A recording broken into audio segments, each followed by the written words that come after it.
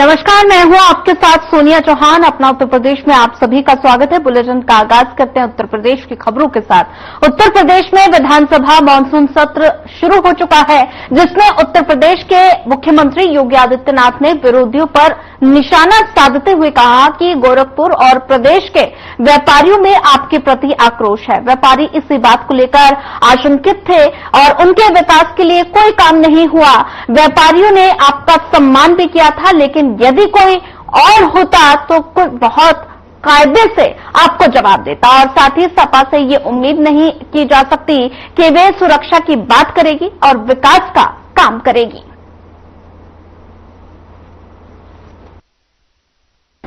इनके मुंह से ये शब्द शोभा नहीं देते हैं।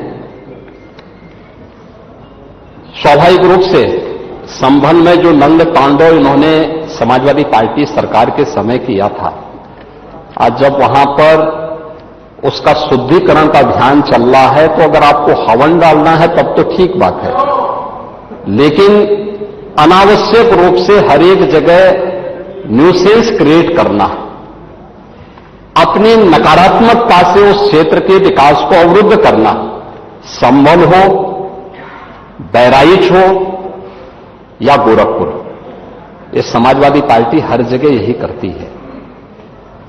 गोरखपुर के विरासत गलियारे के बारे में पांडे जी आप तो इतने वरिष्ठ हैं, लोग आपको अनावश्यक रूप से मोहरा बना करके आपके कंधे पर बंदूक रख करके, अब आपको कम से कम इस उम्र में इस बात का ध्यान रखना चाहिए कि इस उम्र में सब नहीं होने देना चाहिए, जो आपके कंधे में बंदूक रख करके निशाना साधने का प्रयास कर रहे हैं। आपके 3 दिन पहले मैं स्वयं उस विरासत गलियारे का दौरा किया था, मालूम है ना। मैं एक व्यापारी से बात किया था और बातचीत करके, वो गोरखपुर की सबसे पुरानी मंडी है, आप तो गोरखपुर में पढ़े भी हैं, और सबसे पुराना बाजार है, लेकिन कंजेशन होने के नाते, अवैध कब्जा होने के नाते वहां पर उस कंजेशन को दूर करके आज सड़क बनाई जा रही है। आप लोगों ने अपने समय में तो कुछ किया नहीं। वहां के मासूम बच्चे दम तोड़ते थे बीमारी से, इंसेफ्लाइटिस से 700 से लेकर 1500 बच्चों की प्रतिवर्ष मौत होती थी। आपकी विधानसभा के भी और सिद्धार्थनगर जनपद के भी सैकड़ों बच्चे मरते थे। कभी आप लोग कुछ नहीं किए, विकास के लिए आप लोग कुछ नहीं किए। अपने समय में विकास का आपका कोई एजेंडा नहीं था। और अगर भारतीय जनता पार्टी की सरकार, एनडीए की ये सरकार विकास कराना चाहती है, तो आपको इसमें भी बुरा लगता है। और वो विरासत गलियारा उसी पुराने बाजार के पुनरुद्धार करने को, जिससे वहां के, आपको मालूम है, वहीं पे गोरखपुर का घंटाघर भी है, गीता प्रेस भी उसी से सटे हुए क्षेत्र में है, और गोरखपुर का सबसे प्राचीन बाजार भी जो मार्केट है उसी से जुड़ा हुआ है। उस मार्ग को बनाने के लिए एक एक व्यक्ति, एक एक व्यापारी को कंपनसेशन देने की बात 3 दिन पहले मैंने स्वयं उस क्षेत्र का दौरा करने की बात कर की थी। उसके बाद राजनीति करने के लिए आप गए थे। भारतीय जनता पार्टी ने नहीं, बल्कि गोरखपुर के व्यापारियों ने आपका विरोध किया था। क्योंकि विरोध इसलिए भी किया था क्योंकि केवल वहीं का व्यापारी नहीं, प्रदेश भर के व्यापारी में समाजवादी पार्टी की चारों सरकारों के समय में जो भय और दहशत था, जो उनसे गुंडा टैक्स वसूली किया जाता था, उसके कारण व्यापारियों ने आपके प्रति जो आक्रोश है, बार बार उसका खामियाजा समाजवादी पार्टी को भुगतना पड़ा था। और व्यापारी इसी बात को लेकर आशंकित थे कि उनके विकास के लिए कोई कार्य हो रहा है, उसमें फिर विघ्न बाधा पैदा करने के लिए आप गए होंगे। और व्यापारियों ने इस चीज का विरोध किया था कि भाई आप वहां बिना बुलाए मेहमान आकर के टपक पड़े हैं, विघ्न बाधा पैदा कर रहे हैं, ये नहीं होना चाहिए। अरे तो आपका सम्मान किया व्यापारियों ने। अगर कोई और होता तो बहुत कायदे से उनको सही ढंग से जवाब भी देते, ये मैं विश्वास के साथ कह सकता हूं। क्योंकि समाजवादी पार्टी से उम्मीद की ही नहीं जा सकती है कि वे सुरक्षा की बात करेंगे और अच्छा विकास का कार्य कर सकेंगे।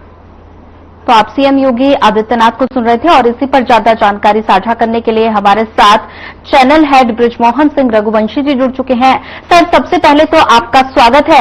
सर, सबसे पहले मेरा जो सवाल है, मानसून सत्र की शुरुआत हो चुकी है, तो ऐसे में सीएम योगी आदित्यनाथ ने व्यापारियों को लेकर विपक्ष पर जमकर हमला बोला और ऐसे में सीएम योगी ने कहा कि जो व्यापारी वर्ग है वो विपक्ष के प्रति काफी आक्रोशित नजर आ रहे हैं। तो सीएम योगी आदित्यनाथ का ये बयान किस ओर इशारा कर रहा है? धन्यवाद सोनिया, आपने मुझे इस प्रोग्राम में मुझे पैच किया और मुझे मेरे जो व्यूज हैं वो दर्शकों तक पहुंचाने की एक आपने प्रयास कर रहे हैं आप जी। देखिए, मैं आपको एक बताते चलूं, आपने बहुत साल पहले एक फिल्म आई थी, ये मुझे लगता है 2003 या 4 में ये फिल्म आई थी, बंटी बबली जी। उस फिल्म में एक सीन है जिसमें बहुत सारे लोग जिलाधिकारी कार्यालय के सामने जाते हैं और वहां पे धरना प्रदर्शन करते हैं कि भारत अंग्रेजों भारत छोड़ो। तो बोलते हैं कि अंग्रेज तो काफी पहले भारत छोड़ चुके थे, अभी क्यों नारे लगा रहे हो, यहाँ पे कोई भी मनमानी नहीं चलेगी। तो उसने बोला, जिलाधिकारी जो है जो फिल्म में जो एक्ट्रेस नहीं, जो फिल्म में एक काफी सीनियर एक एक्टर थी, वो बोलती है कि नहीं क्या मनमानी नहीं चलेगी। बोले किसी की नहीं चलेगी। तो बोले नहीं, आपकी समस्या क्या है? करेक्ट समस्या हम सब की है। फिर वो बोलती है कि जो है कि आप किस लिए यहाँ धरना प्रदर्शन कर रहे हैं? बोले बस हम लोग यहाँ धरना प्रदर्शन कर रहे हैं। तो बोलते किसके लिए? तो उसने नाम लिया कि मुन्नी देवी। तो बोले भैया ये मुन्नी देवी नहीं, ये कोई और नाम जो बताया मुझे अभी नाम नहीं याद आ रहा, ये उनका कार्यालय है। बोले अच्छा, हमें पता नहीं था। और फिर वो लोग कहते हैं अरे, और फिर वो आगे बढ़ जाते हैं। बताने का मकसद ये है, देखिए आज के समय पे मानसून सत्र जब शुरू होता है, चाहे वो विधानसभा का हो या दिल्ली में आप लोकसभा सत्र को है, आप अगर इलेक्शन कमीशन के जैसे राहुल गांधी जी के नेतृत्व में पूरा देश, पूरे जो जितने भी आलमी दल है, जो विपक्षी दल है, उनको कोई काम चाहिए। देखिए क्या है ना, अपने अपने क्षेत्रों में तो इन लोगों ने कोई काम किया नहीं। जो सांसद होता है, आप ये देखिए ज्यादातर सांसद जब आप उनको पार्लियामेंट के प्रोग्राम में जब देखते होंगे, जब लोकसभा टीवी में, जो संसद टीवी में आप देखते होंगे, तो वो लोग या तो उनका काम ये रहता है कि वो या तो चिल्लाते हैं, बोलने नहीं देना चाहते हैं, और या तो वो अपनी जो है वहां मेज थपथपाते हैं जी। ठीक है, उसका कारण सिर्फ इतना है क्योंकि उनके पास एक्चुअली कोई काम नहीं है उनको संसद में क्या बोलना है, क्योंकि उनके जो नेता हैं, जो उनके पार्टी के जो नेता है, वो जो उनको बताते हैं वही वो काम करते हैं। अब ऐसा ही कुछ आज उत्तर प्रदेश के मानसून सत्र के दौरान विधानसभा में होता है, जहां पे आदरणीय मुख्यमंत्री श्री योगी आदित्यनाथ जी ने एक बात रखी, जब नेता विपक्ष माता प्रसाद पांडे जी, देखिए माता प्रसाद पांडे जी जो है वो समाजवादी पार्टी के नेता है और सदन में खासतौर से, और उसके अलावा वो विपक्ष के नेता भी हैं वहां पे। तो उनको अब आज पहला सत्र है, तो उसके लिए उन्हें धरना प्रदर्शन करना है, उनको विरोध करना है। विरोध में क्या है, वो गोरखपुर चले जाते हैं। गोरखपुर में जिस जगह जिन व्यापारियों के लिए उन्होंने शिकायत की कि मैं जब गया तो मेरे को ऊपर हमला हो गया, उसके आरोप में मुख्यमंत्री जी ने उन पर यह बात बताई कि देखिए वहां पर एक पूरा, जैसे आप समझिए कि मैं नोएडा के बारे में आपको बताता चलूं, जब आप पट्टा मार्केट से होकर निकलती है शाम को 6 से 8 के बीच में, आप देखते हैं कि वहां कितना जबरदस्त इंक्रोचमेंट रहता है, कितना जबरदस्त जाम रहता है। और ज्यादातर बाजारों में, चाहे आप दिल्ली एनसीआर के बाजारों में आप जाए तो आपको पता लगेगा, फ्राइडे सैटरडे संडे आपने देखा पिछले जो 3 दिन था, ये कितना ज्यादा जैम पैक था, क्योंकि इसमें बारिश भी हुई थी, पानी भर गया था। तो उसकी व्यवस्था को ठीक करने के लिए जो खासतौर से उत्तर प्रदेश के मुखिया है, क्योंकि गोरखपुर उनका जो है निर्वाचन क्षेत्र में, उन्होंने व्यापारियों के लिए एक बहुत बड़ी सौगात दी थी। उन्होंने वहां पे उस पूरे जो इलाके को उन्होंने पूरा उसको इंक्रोचमेंट हटवाया, और साथ में उन्होंने, क्योंकि उसकी वजह से व्यापारियों का जो है जो धंधा था वो काफी पूरी तरीके से खराब हो रहा था, फाइनेंशियली उनको लॉसेज हो रहे थे। और देखिए अक्सर इस बात का आरोप लगाया जाता है कि जो व्यापारी वर्ग है वो भाजपा से नाराज है, वो सरकार से नाराज है। ऐसा ये इसलिए है क्योंकि बहुत सारी कमियां क्या होती है कि वो प्रशासन की और अधिकारियों की होती है, लेकिन वो सरकार के निशाने, सरकार उनके निशाने पर आती है। तो गोरखपुर में हाल ही में जो उन्होंने व्यापारियों के लिए जो सौगात दी थी, वहां उनके लिए उन्होंने प्रॉपर सड़क बनाई उस पूरे मार्केट में, उनकी सुरक्षा व्यवस्था की उन्होंने वहां पे काम कर रहे हैं वो लेके, और भी तमाम उन्होंने मुद्दों को लेकर के व्यापारियों के हित में उन्होंने बात रखी। और फिर उन्होंने ये भी कहा कि व्यापारियों की हमेशा असुरक्षा, क्योंकि देखिए व्यापारी हमेशा अपने आप को असुरक्षित महसूस करता था जब समाजवादी पार्टी की सरकार थी। देखिए अब समाजवादी पार्टी की सरकार को जो वर्ग है खासतौर से, वो अपने आप को असुरक्षित इसलिए महसूस करता था क्योंकि समाजवादी पार्टी की सरकार में ज्यादातर जो जो लोग हैं जो उस पार्टी के भी नहीं है, वो झंडा लगा करके वो उस पर पूरा गुंडाई करते थे। मैं ये कतई नहीं कहूंगा समाजवादी पार्टी का हर कार्यकर्ता गुंडा है, ये मैं कतई नहीं बोलूंगा, लेकिन समाजवादी पार्टी के झंडे का इस्तेमाल उनकी सरकार में बहुत अवैध रूप से होता है। उसके लिए उसके साथ में और उसका असर ये होता है कि व्यापारी काफी डरे रहते हैं। और इसी क्रम में मुख्यमंत्री जी ने जब उस मुद्दे पर बात रखी तो आज पूरा उस सत्र में जो नेता विपक्ष थे उन्होंने पूरे सत्र को खराब करने की कोशिश की। उन्होंने वहां पे उस सत्र को उन्होंने कहीं ना कहीं दूसरी दिशा में ले जाने की कोशिश की और ये दिखाने की बात रखी विधानसभा के अंदर कि हमारे पर हमला हुआ। तो उस पर मुख्यमंत्री जी ने बताया कि व्यापारियों के लिए उन्होंने क्या क्या काम किए हैं और आप व्यापारियों के जो काम किए जा रहे थे उस पर कहीं ना कहीं आप रोड़ा डालने जा रहे थे, इसलिए आपके ऊपर वहां पे और साथ में मुख्यमंत्री जी का देखिए वो अंदाज भी आप मानिए कि जो अक्सर वो कहते हैं सत्र के दौरान कि मैं मिट्टी में मिला दूंगा या मैं यहाँ पे नौकरी कर लूंगा। देखिए मुख्यमंत्री जी को भी आप समझिए कि कहीं ना कहीं हम उनको कि कोई चूंकि सेलिब्रिटी की मैं ये नहीं बोलूंगा कि उनकी सेलिब्रिटी कोई पैमाना है जिसके डायलॉग को हम ये डिस्कस करें कि एंग्री यंग मैन जैसे अमिताभ बच्चन को कहा जाता था, तो आप ये कह सकते हैं कि हमारे मुख्यमंत्री उत्तर प्रदेश को भी जो है हम एंग्री पॉलिटिशियन कहेंगे, लेकिन जो अपने काम के लिए एंग्री होते हैं, वो असामाजिक तत्वों के एंग्री होते हैं, वो जो है जो सरकार के विरुद्ध जो लोग काम कर रहे हैं उनके लिए एंग्री होते हैं, अपराधियों के एंग्री होते हैं, माफियाओं के एंग्री होते हैं। तो आज ऐसा ही कुछ उन्होंने फिर से अपने तेवर दिखाए जब व्यापारियों के को लेकर के और खासतौर से नेता विपक्ष ने अपनी बात कही कि मुझे वहां पे भयभीत किया गया, मुझे वहां पे मारने की कोशिश किया गया। तो उन्होंने बोला आप, और उन्होंने इसी पर उन्होंने बहुत अच्छी बात कही कि आप तो नेता विपक्ष है और व्यापारी ने आपका लिहाज कर लिया, लेकिन अगर आपके अलावा कोई और गया होता तो आपके साथ वो व्यवस्था होती। उनका तात्पर्य था कि वो आपको बहुत कायदे से वहां पे जो है जिसको मतलब वो मैं इन शब्दों को नहीं बोलना चाहता हूँ, उस पर उन्होंने बात कही कि अगर आप नहीं होते उपनेता, सदन के नेता नहीं होते समाजवादी पार्टी के और नेता विपक्ष, तो आपके साथ वहां पे बहुत कुछ अच्छा नहीं होता।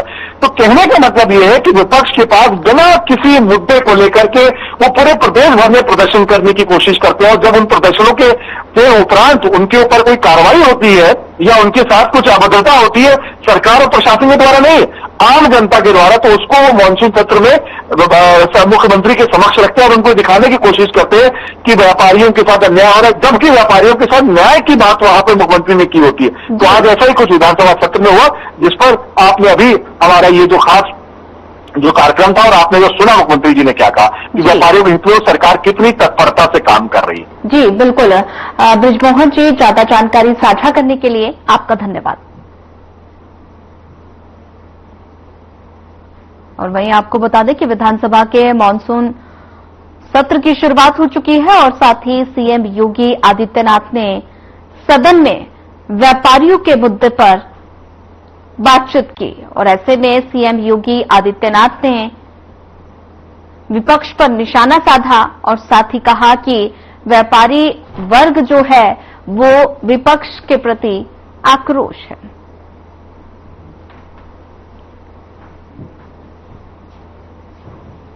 चलिए रुक करते हैं अगली खबर का। आईएएस अधिकारी और साथ ही सीएम योगी के सलाहकार अवनीश अवस्थी के साथ यूपी डेवलपमेंट और इन्वेस्टर समिट को लेकर खास बातचीत की गई। क्या कुछ कहा, सुन पाते हैं। नमस्कार, मैं हूं आपके साथ सोनिया चौहान और आज हमारे साथ खास मेहमान जुड़ चुके हैं। तो हमारे साथ जो खास मेहमान हैं उनका मैं आपसे परिचय करा देती हूं। हमारे माननीय योगी आदित्यनाथ जी उनके सलाहकार हैं और साथ ही सीनियर ऑफिसर हमारे साथ अवस्थी जी जुड़ चुके हैं। अवस्थी सर जी, आपका सबसे पहले हमारे चैनल पर जुड़ने के लिए आपका स्वागत। Thank you. सर, सबसे पहले जो मेरा सवाल है वो है डेवलपमेंट्स को लेकर। तो अगर बात की जाए और साथ ही इन्वेस्टर समिट होने वाला है, तो इन्वेस्टर समिट को लेकर क्या कुछ तैयारियां नजर आ रही है? देखिए, प्रदेश का डेवलपमेंट पिछले 8 साल में तो व्यापक हुआ है। अगर हम देखें प्रदेश के विकास में सबसे महत्वपूर्ण बिंदु तो लॉ एंड ऑर्डर का इम्प्रूवमेंट है। माननीय मुख्यमंत्री जी का zero tolerance to crime and maintenance of rule of law, इस बिंदु पर जो है कानून व्यवस्था पर उनका जो कार्य में पूरे प्रदेश में सुधार हुआ है, तो जन जन में ये बिल्कुल स्पष्ट है कि वो किसी भी सूरत में प्रदेश को कानून व्यवस्था में पूरे देश में टॉप मोस्ट पर लाना चाहते हैं। आज हमारे उत्तर प्रदेश में जो भी गंभीर क्राइम्स हैं उनका जो इंसिडेंस है पर 1 लाख पॉपुलेशन, वो सबसे कम जो है सभी प्रदेशों में अगर कंपेयर करें, एनसीआरबी का डेटा सबसे कम है।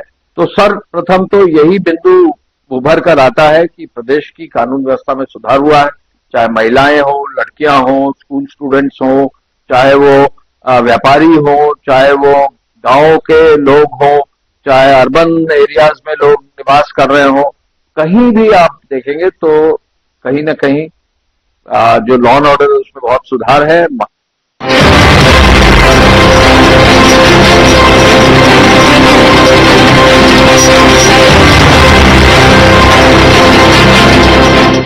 क्या आप जिम जाते हैं, कसरत करते हैं, फिर भी आपकी सेहत नहीं बनती?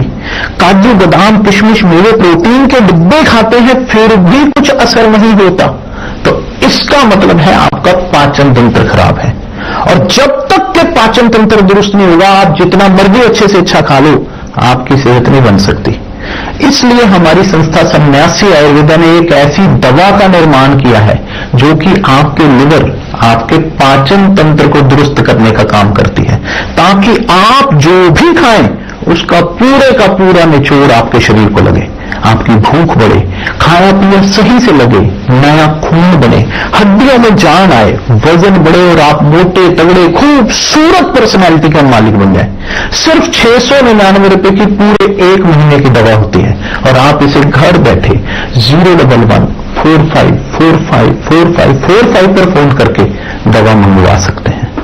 बड़े और जहाज वहां पर आकर लैंड कर सके। हम देखते हैं बरेली में जो है एयर ट्रैफिक चालू हुआ है, हम देख रहे हैं कि चित्रकूट जैसी जगह में भी हमारा एयरपोर्ट चालू हो गया और हिंडन जो एयरपोर्ट है वहां कमर्शियल फ्लाइट्स काफी संख्या में आ गई।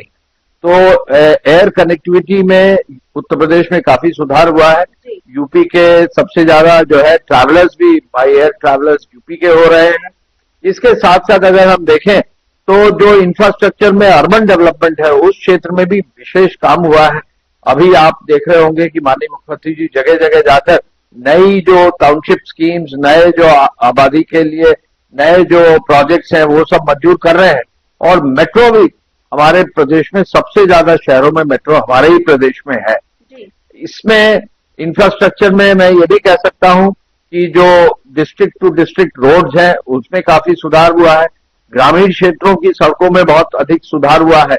और इंफ्रास्ट्रक्चर में देखें तो बिजली के क्षेत्र में जो है जितना जनरेशन उत्तर प्रदेश में अब हो रहा है उतना जनरेशन शायद ही अब कहीं है। और 32,000 मेगावाट से ज्यादा पीक जो है सप्लाई उत्तर प्रदेश में गर्मियों के दिन में हुई है, जो एक रिकॉर्ड है। तो बिजली के क्षेत्र में, सड़क के क्षेत्र में और जल के क्षेत्र में भी जो है सिंचाई की जितनी पुरानी योजनाएं थी पिछले 8 साल में पूरी हुई हैं।